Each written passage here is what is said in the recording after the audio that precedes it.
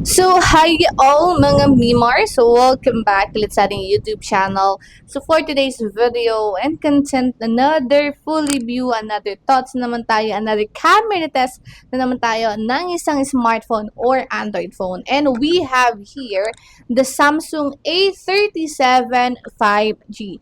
Sulit ba bilhin itong ating Samsung within this 2026? So, tara mga Mariko, pagchismisan natin. So, ayan, nakahanap ako ng aking mic holder. So, as you can see, we have here 4 key from Toy Story. So, itong 4 key na to is from Disneyland, China.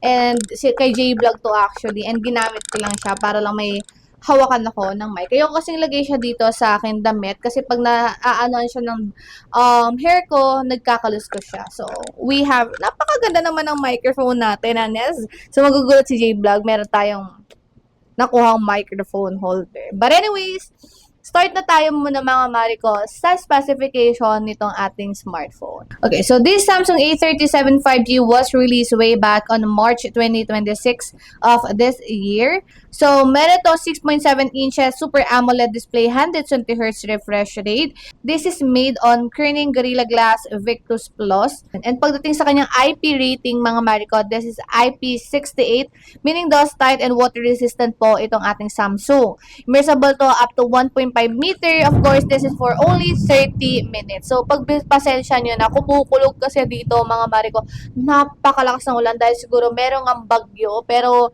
hopefully na hindi siya ganon kalakas at naririnig pa naman ako. Anes, sa chipset, this is Exynos 1484 nanometer na meron Android version 16 at to 6 major Android upgrades, 1 UI 8.5.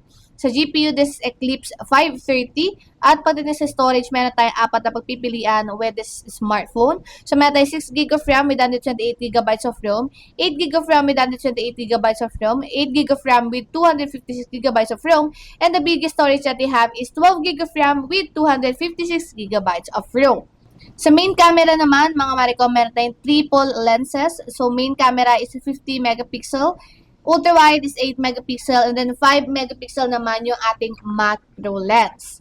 Selfie camera is 12 megapixel and video recording, both camera main and selfie camera, maximum resolution is 4K with 30 FPS. Battery capacity, this 5,000 mAh battery capacity na meron 45 wired charging. At ang kagandahan dito mga Mariko, meron itong under-display fingerprint scanner. Sa kulay, we have 4 choices with this smartphone. So meron tayong gray, green, charcoal, white, and also light violet. So, yun lang naman mga Mimars yung ating quick specification with this smartphone. So, dumako na tayo sa mga nagustuhan ko with this smartphone. So, let's start first sa kanyang presyo pala, no?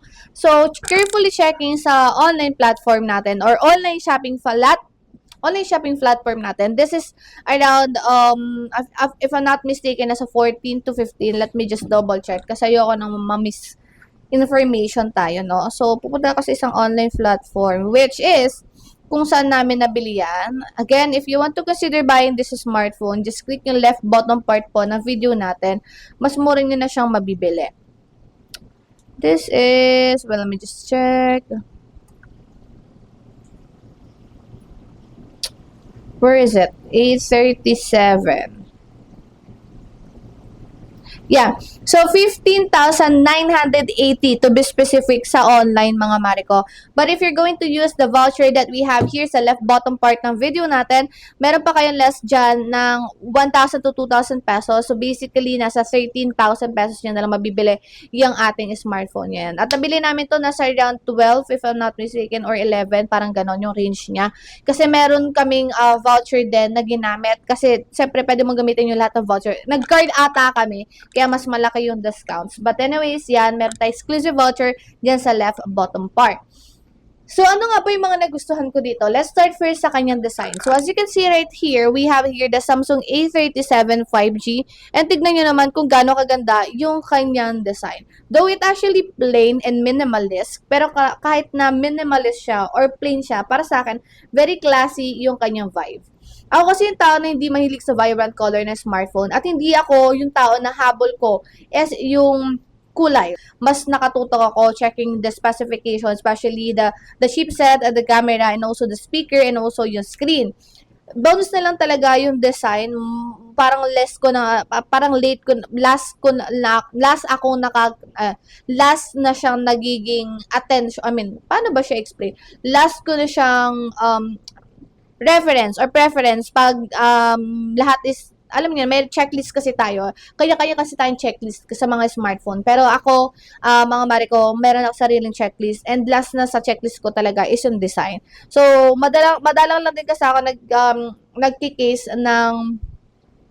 ng clear. Madalas, actually, ngayon lang ulit ako nag-clear case. Katulad itong ating S24 Ultra. Ngayon ko lang siya ulit clear case. Pero yung case talaga niyan, mga mare ko, is colored talaga. Tapos, natatakpan yung kulay ng cellphone. So, if bayanitions na ganon, hindi naman talaga siya,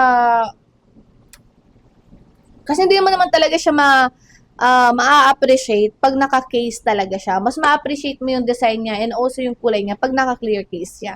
So, madalas na pag naghanap tayo ng mga clear case, of course, mura lang yan. And expect nyo na pag mura yung clear case nyo, alam nyo na kagad yan na mabilis po yung manilaw. So, yun lang naman. So, first is yung kanyang design. Sobrang classy and sobrang minimalist niya lang, mga mare ko. Which is, yun talaga yung gusto ko. Minimal lang yung design. Ayoko na sobrang OA yung design. And nakakatuwa yung kanyang camera lens. Tingnan nyo yung camera lens niya, mga mare ko. Naka-emboss siya. Unlike sa ibang mga smartphone na alam niyo na, uso kasi yung mga smartphone ngayon na naka-emboss na siya, di ba? So, this one is sobrang cute niya kasi para siyang lens protector. Alam niyo yung camera lens protector, ganun yung atake ng kanyang lente. So, para sa akin, okay na okay naman po ang design nitong ating Samsung A37 5G. Bonus na dyan, mga mare ko, itong ating screen. This is Super AMOLED na merong 120Hz refresh rate. And tignan nyo, mga mare ko, naka-punch hole na siya. Siyempre, mag-aalma tayo dyan pag nasa ganun yung presyo niya, nasa 15,000 pesos, tapos notch ka pa. So, maganda na din na talagang nakakasunod si Samsung sa mga latest na, alam mo yun, na era ng mga gadgets natin. Mas maganda at natutuwa ko kay Samsung sa ganung part. Next naman, mga mare ko, is yung kanyang battery capacity. Doon may mga lumalabas, mga memars, na budget-friendly smartphone na matataas yung battery capacity like 7,000, mga ganon. Pero sa akin, okay na gito. Parang ito na kasi yung pinaka-standard ko na battery capacity ngayong era natin. Kasi parang lately, di ba? Syempre, dati ang battery capacity lang is nasa 4,000, 3,500, mga 3,800. Ngayon, 5,000 na siya. So, para sa akin, yan ay parang basic na battery capacity ko or parang minimum. Yun na talaga yung pinakabababa. Pag mas mababa pa doon, talaga namang hindi siya pasok. Pero sana medyo tinasan nila to, kahit sana ginawa nila ng 6,000 para medyo okay naman. Though matagal mo naman. Pero matagal mo pa rin naman to magagamit. Huwag kayong mag-alala kasi proven and tested na namin yan. Dahil, pangatlo, okay po yung kanyang chipset. Para sa akin, Exynos 1480, mga mare ko, is okay naman. I tried playing dito ng ML, COD, COC, and also na-try ko na din mag-Roblox dito. Okay naman siya. Wala naman ako na-experience na anything na loud. To be honest, mga memers, smooth yung performance niya when it comes sa gaming po dito sa ating Samsung A37 5G. Ang ganda ng screen niya, Super AMOLED, and sobrang tuwang-tuwa ako kasi yung ML, talagang parang pag naglaro ka dito ay mabubuhat ka hanggang mythical glory, no? So, ganun ang atake niya sa sobrang ganda ng screen niya. Sa chipset kasi, alam nyo, pag kayo yung tao na sobrang picky po sa chipset, ayan, it depends na lang sa inyo. Kasi ako, since hindi naman ako pro gamers or hindi naman ako talagang babad na naglalaro, pasok na po sa akin itong Exynos 1484 nanometer na merong Android version 16, upgradable up to 6 major Android upgrades. So, hindi na ako aalma doon, mga mare ko, kasi matagal din maging outdated itong Samsung A37 5G natin. Kasi nga upgradable siya up to 6 major Android upgrades. Okay? So, pangatlo na ba yan? Pangatlo na yon. And then, pang-apat, mga mare ko, is yung kanyang camera. Sa camera nito, mga mare ko, lagi ko sinasabi sa inyo, basta camera po ng Samsung, approve yan sa akin, mga Mimars. So, papakita ko sa inyo yung sample. Magsi-selfie lang tayo, and nasa indoor tayo. At wala po akong ginagamit na ilaw. Ang ilaw lang natin is ito, yung nasa taas, and nasa window lang ako. So, papakita ko sa inyo yung selfie camera ko.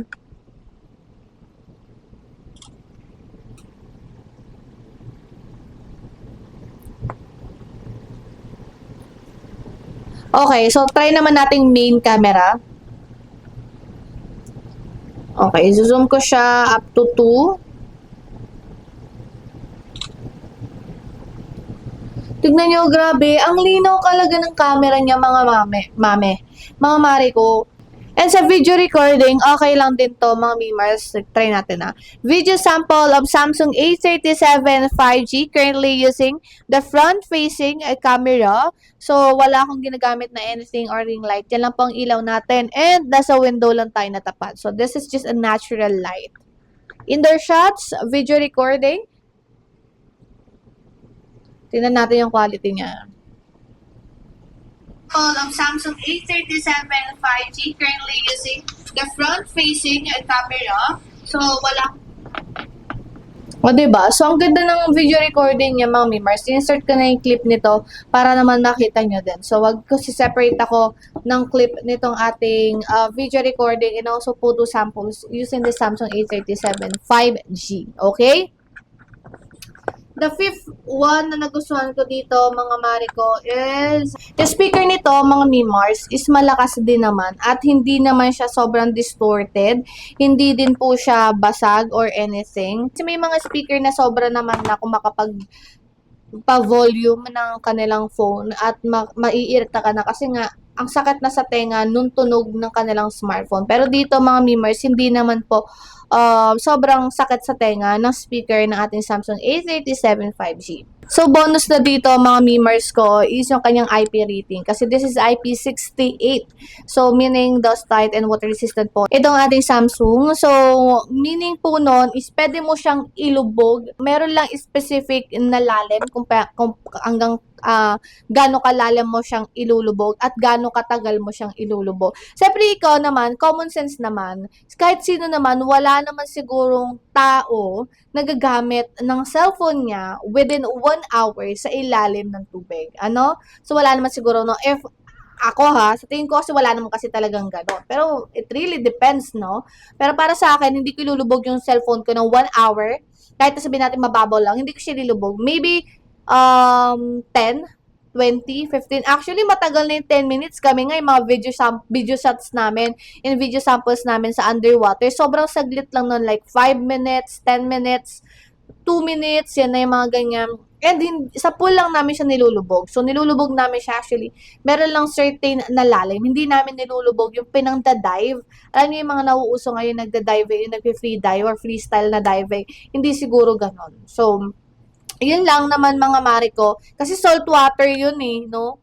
Alang namang ilagay mo. Sa salt water kasi, syempre, mas delikado yung mga smartphone natin yan. Kasi ang salt water, once na tuyo yan, mag-aasin yan, mga mare ko. At ba't di nyo nalang ginawang sausawan yung cellphone nyo kung ganun din ang gagawin nyo, ano? So, yun nga, mga Mimars, bonus na sa akin yung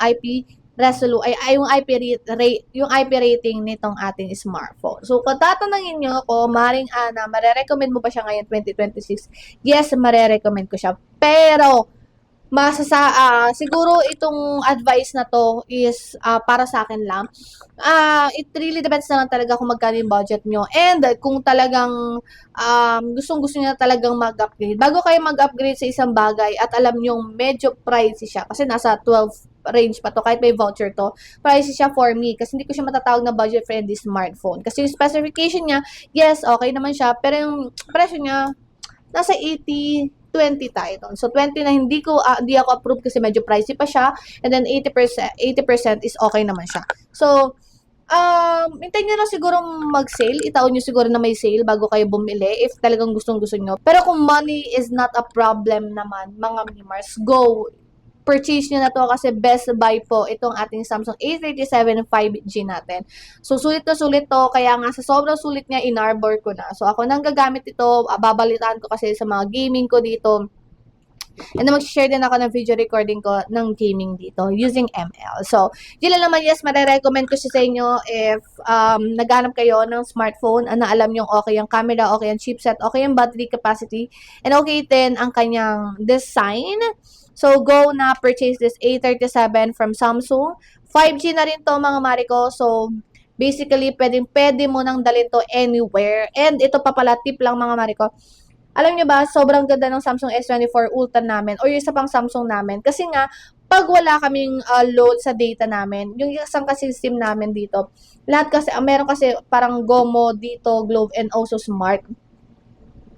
Nilalagay namin yung SIM card namin sa Samsung. And then, ito yung ginagamit namin pang hotspot. And guess what? Sobrang bilis niya po, mga Mariko.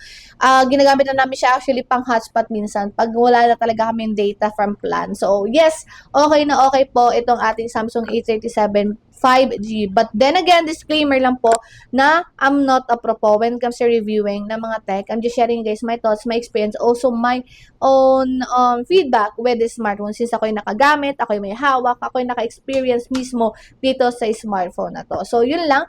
Once again, my name is Maring Ana, mga Mimars. Don't forget to follow me sa socials ko dyan sa gilid.